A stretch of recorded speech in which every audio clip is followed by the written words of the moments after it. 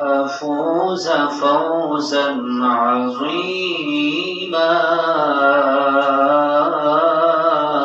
قل يا الله أكبر আল্লাহ রাব্বুল আলামিন বলেন, হে নবী, এই সকল মানুষদেরকে যারা আমার বিধান মানে নাই, তোমার বিধান মানে নাই, ইসলামকে মানে নাই, শরীয়তকে মানে নাই, আমার বিধানকে অবজ্ঞা করেছে, এই সকল মানুষদেরকে যখন জাহান্নামের সামনে দাঁড় করানো হবে, তখন জাহান্নামীদের দেখে বলবে, জাহান্নাম দেখে বলবে, হাই হাই, আমরা যদি আজকে সেই দুনিয়াতে যারা ইসলামের পথে চলতো, আল্লাহর কথা বলতো, রাসূল সাল্লাল্লাহু আলাইহি ওয়াসাল্লামের দেখানো পথে চলতো, তাদেরকে দুনিয়াতে আমরা অবজ্ঞা করেছি, অবহেলা করেছি, কষ্ট দিয়েছি, জেল জুলুম দিয়ে হত্যা করেছি, আমরা যদি আজকে তাদের পথে চলতাম, তাহলে তারা যেমন সফলতা পেয়েছে আমরাও সেই সফলতা পেতাম। বলেন সুবহানাল্লাহ। আল্লাহ পাক সেই কথা রাসূলকে জানিয়ে দিলেন, এরা জাহান্নাম থেকে এই কথা বলবে।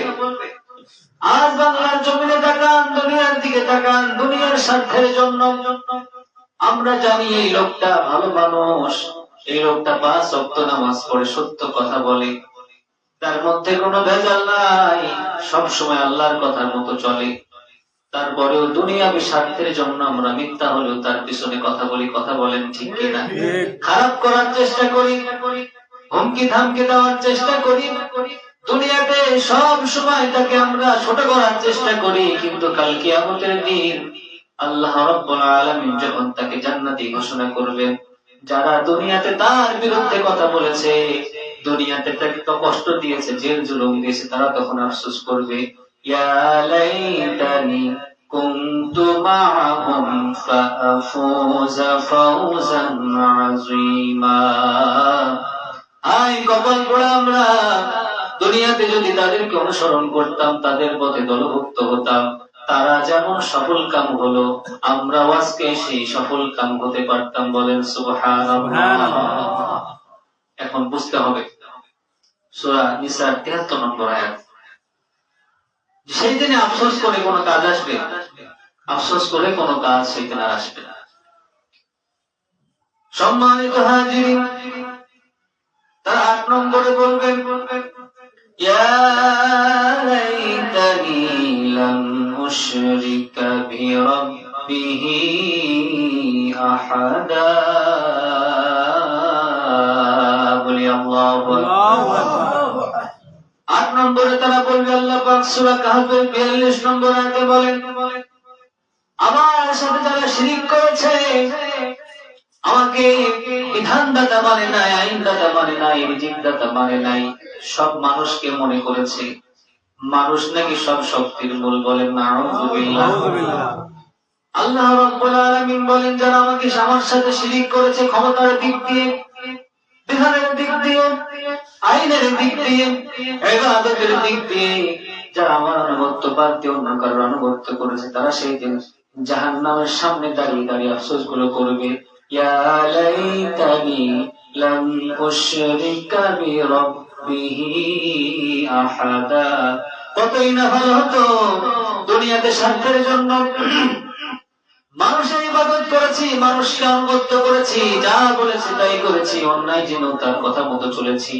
কতই না ভালো হতো যদি এই শিরিক গুলো আমরা না করতাম। আজকে শিরিক করেছি দুনিয়াবী লোভের কারণে, আজকে জাহান্নামী হিসাবে আমাদেরকে ঘোষণা করা হয়েছে। বলেন নাউযুবিল্লাহ। সূরা কাহফের ৪২ নম্বর আয়াত। আজকে আমরা কথায় কথায় শিরিক করে ফেলি। শিরিক শুধু মূর্তি পূজা না, অনেক প্রকার শিরিক আছে। আল্লাহ পাক বলেন, কুলিল্লাহুম্মা মালিকাল মুলক, সব ক্ষমতার মালিক আল্লাহ, পুরা মুলকের মালিক আল্লাহ, রাজত্বের মালিক আল্লাহ।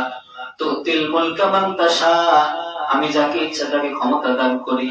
ওয়া তানজিউল মুলকা মিম্মান তাশা, যার কাছ থেকে ইচ্ছা আমি ক্ষমতা ছিনিয়ে নিই। ওয়া তুইজ্জু মান তাশা, যাকে ইচ্ছা তাকে সম্মানিত করি। ওয়া তুযিল্লু মান তাশা, যাকে ইচ্ছা তাকে লাঞ্ছনা করি, অপমানিত করে অপদস্থ করি। বিয়াদিকাল খায়র, সব কল্যাণ আমার হাতে। ওয়া হুয়া আলা কুল্লি শাইইন কাদির, আমি মহাশক্তিমান, সব ক্ষমতার চাইতে আমার ক্ষমতা। বলেন সুবহানাল্লাহ। আল্লাহ পাক বলেন আমি সব চাইতে ক্ষমতাবান। কিন্তু আমরা মানুষ হয়ে বলি মানুষ সব শক্তির মূল, মানুষ নাকি সব ক্ষমতার মূল, সব শক্তির মূল। এই কথা যারা বলে, এই কথা যারা সমর্থন করে, তারা শিরকে আকবার করলো। এই সকল মানুষগুলো সেই দিন আফসোস করে বলবে, ইয়া লাইতানি লাম উশরিকা বিরাব্বিহি আহাদা। হায় হায়, যদি কত ভালো হতো দুনিয়াতে যদি স্বার্থের জন্য আল্লাহর রাস্তায় থাকতাম, স্বার্থের জন্য যদি আমি মানুষের পথে না যেতাম, আল্লাহর রাস্তায় যদি শিরিক না করতাম, আল্লাহর সাথে যদি শিরিক না করতাম, তাহলে আমরাও আজকে জাহান্নামের আগুন থেকে বেঁচে যেতাম। বলেন সুবহানাল্লাহ।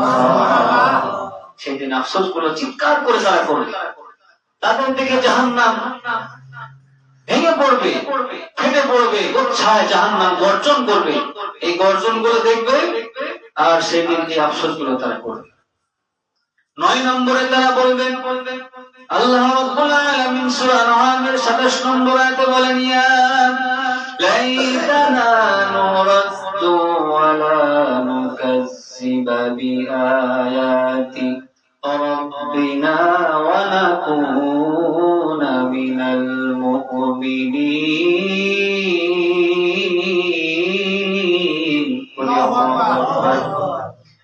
তারা আফসোস করে বলবেন, কতই না ভালো হতো আজকে যদি আমাদেরকে একটা বার দুনিয়াতে বানানো হতো। এই যে কষ্ট, কত নিকৃষ্ট জায়গা জাহান্নাম, কত সুন্দর জান্নাত। দুনিয়াতে ভুল করেছি, জান্নাত দেখি নাই, জান্নাতের বর্ণনা শুনেছি, বিশ্বাস করি না, আজকে চোখে দেখতে পাচ্ছি কত সুন্দর জান্নাত। গরিবরা জান্নাতে চলে যায়, যাদেরকে নির্যাতন করেছে তারা জান্নাতে চলে যায়। আমাদের ধন ছিল, সম্পদ ছিল, ক্ষমতা ছিল, সব সময় মাথা উঁচু করে চলেছি, নির্যাতন করেছি, অত্যাচার করেছি, মিথ্যাকে সত্য বানিয়েছি, যা মন তাই করেছি। আর আজকে আমাদের জন্য জাহান্নাম। কতই না ভালো হতো যদি আজকে আমাদের একবার দুনিয়াতে পাঠানো হতো। একবার যদি আল্লাহ তাআলা দুনিয়াতে পাঠাতেন, বিআয়াতি রাব্বিকা, বিআয়াতি রাব্বিনা, যে আল্লাহ তাআলা যে ঘোষণা করেছিলেন, যে বিধান দিয়েছিলেন, যে নিয়ম কানুন দিয়েছিলেন, আমরা সব নিয়ম মানতাম, একটাও অস্বীকার করতাম না। এবং মিনাল মুমিনিন, এবং দুনিয়াতে যেই মুমিন গুলো ছিল যারা আজকে জান্নাতি দল, আমরা সেই দুনিয়াতে সেই মুমিনদের অন্তর্ভুক্ত হয়ে যেতাম। এই জন্য বলে তার থাকতে তাদের মনও দিতে হয়। তারা এই আফসোস গুলো করবে যে আজকে দুনিয়াতে যাদেরকে আমরা অবহেলা করতাম, দুনিয়াতে যাদেরকে আমরা ছোট মনে করতাম, তারা আজকে জান্নাতি। আমাদের ক্ষমতা ছিল, অর্থ ছিল, বিত্ত ছিল, সব ছিল, শুধুমাত্র ক্ষমতা বলে দুনিয়াবী স্বার্থের জন্য আমরা তাদেরকে তুচ্ছ তাচ্ছিল্য করতাম, কিন্তু তাদেরও দলভুক্ত আমরা হই নাই।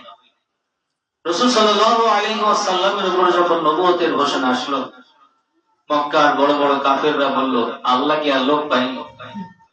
মুহাম্মাদের মতো সবচাইতে গরীব, তাকে আল্লাহ নবুয়ত দিল। যার বাপ নাই, মা নাই, কেউ নাই, পিছনে কেউ নাই, এরকম একটা এতিম গরীব মানুষকে আল্লাহ নবুয়ত দিল। মক্কাতে বড় বড় লোক গুলো আছে, আল্লাহ কি এদের দেখতে পেল না? আল্লাহ কি চোখে পড়লো না? ঠিক কিয়ামতের দিনে এরকম ভাবে গরিবরা বেশিরভাগ জান্নাতে চলে যাবে। রাসূল বললেন, তোমরা যদি আমাকে পেতে যাও তাহলে গরিবদের মধ্যে তালাশ করো। কাদের মধ্যে তালাশ করো? গরিবদের মধ্যে তালাশ করো। ইসলামের যে বিজয় হয়েছে মক্কা, ওই যে বদরের যুদ্ধ বলেন, মদিনাতে যে বদর প্রান্তে যে বদরের যুদ্ধ হয়েছিল, তার মধ্যে বেশি